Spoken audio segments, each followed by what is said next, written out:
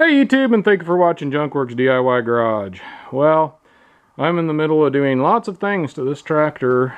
Some front end work, new tires, a little bit of paint, oil, fuel tank, lots of things I'm doing. So go check out my playlists on George, the Massey Ferguson tractor, and you can go watch all those things. But in the midst of doing all that, I decided I was going to go through and kind of lube all the Zerk fittings on here that I could find. And I just kind of did an eyeball check, went up underneath there and everything, and figured out you can do everything from the top that I can see anyway. And I'm just going to do the tractor first and then do the bucket, because a lot of people probably won't have this bucket on the front end of their tractor, although they may have it on a different tractor. So regardless, let's go through, and I'm just going to show you where I did all the greasing. I didn't think a video of actually going through with my grease gun and pumping it until grease came out would be all that entertaining, but I thought people might want to know where they are. So here we go. Let's go for a little ride, and excuse the shaky cam. First of all, I started in the front here, and right down here there is a Zerk fitting that kind of goes until some grease comes out of there. Now I tend to go until a little bit splashes out or spooges out, for lack of a better way of saying it, and you want to let a little bit come out. Some people say, oh, just go right until it goes, don't let any come out, just give it a couple pumps. But I figured this kind of drives some of the bad stuff out as well. And I did notice actually on this side some water coming out as I was doing this, so another little side note. Next one up front here is right there on that pivot arm thing there on the top of it. There is a Zerk fitting.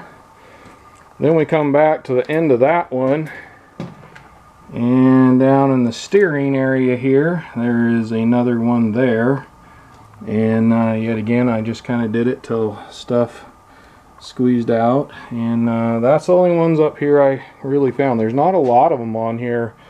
I need to go through. I have a PDF of a book that I'm gonna kind of go through and make sure I'm hitting them all, but for now this is what I see. Then we come back here, this is where the brake system is here, and there's one right there. And then we come over to the other side. Although this does not work on mine, I went ahead and threw some grease in there because there was a fitting and I thought maybe it would start working. But there's grease fitting there, as well as in the middle of that bar right there.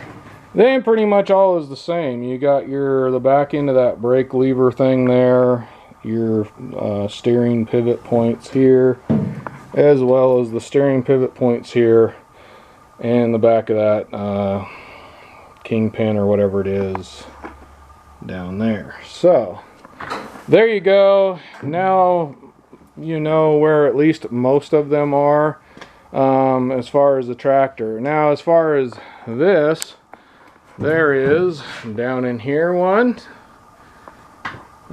I did not see one down in this area for some reason. I don't know if it lubricates itself somehow, but I am going to spray some T9 bow shield, which I will say, to get off track here, I actually T9 bow shield all the joints and pivots that actually kind of move around that I didn't see anything on. I did that actually a while back.